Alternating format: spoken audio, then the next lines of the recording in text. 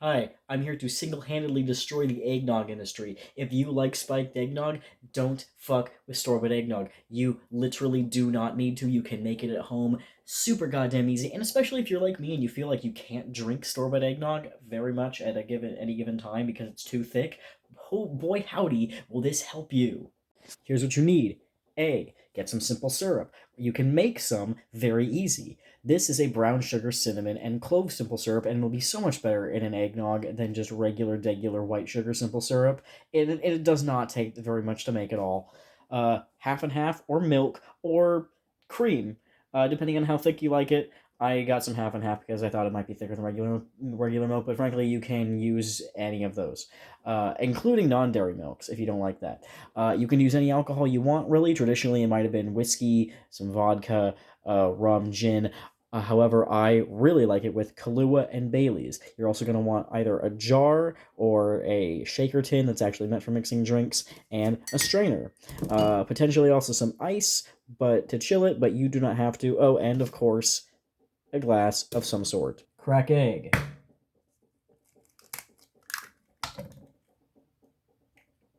If you got some eggshell in there, it don't matter. You're going to strain it out.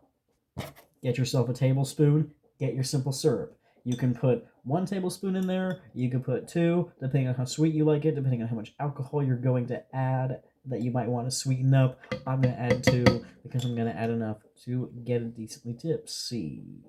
Use that same tablespoon to add your alcohol. I'm going to add a single tablespoon of the Kahlua, just because I do not like coffee flavor that much, but just a little bit adds a decent amount.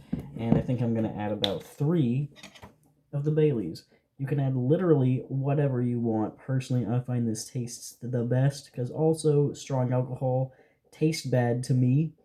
But this is obviously a cream-based liqueur and coffee base, so it fits with the general egg and dairy kind of thing.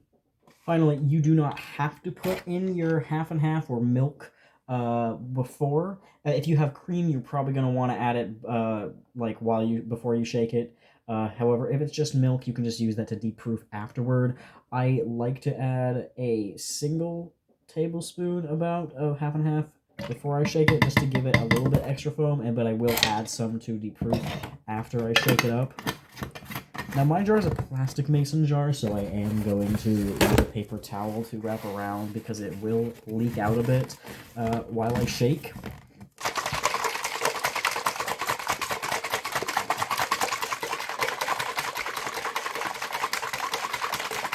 This is fan service for everyone who likes forearms.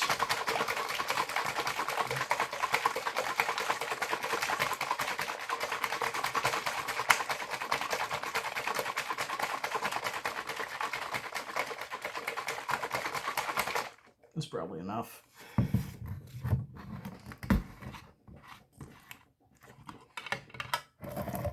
And glass, strainer.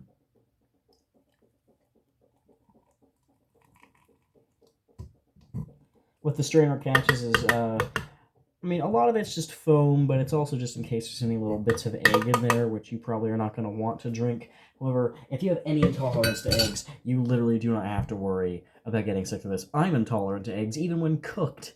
And the alcohol in this completely destroys foodborne pathogens, which is, why eggnog even exists in the first place, to be able to store milk and eggs over the winter and keep you from getting sick from it. And usually it wouldn't have even been strong alcohol. It would have been relatively tame, the same way, the same very, very low alcohol content beer that kids would drink. And people think of the past, like, oh, how barbaric, they had their kids drinking beer. It was so low, you would not get drunk from it. The alcohol was like the little babyest form of fermentation, literally just to destroy foodborne pathogens, because that was the easiest way to keep your drink clean.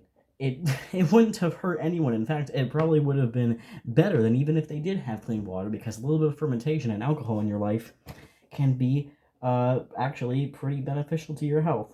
So I'm going to proof this even more with some half and half. I have very little left, but that'll do enough. Oh, and finally, can't forget the nutmeg on top.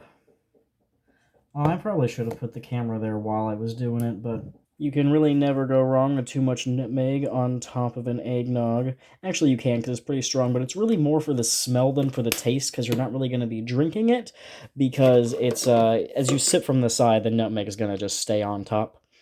Uh, and since most of your tastes actually smell, it's really going to affect how you experience it than if you did not have any nutmeg. And I like to add cinnamon stick. Also to be able to stir it up just because alcohol does sink to the bottom.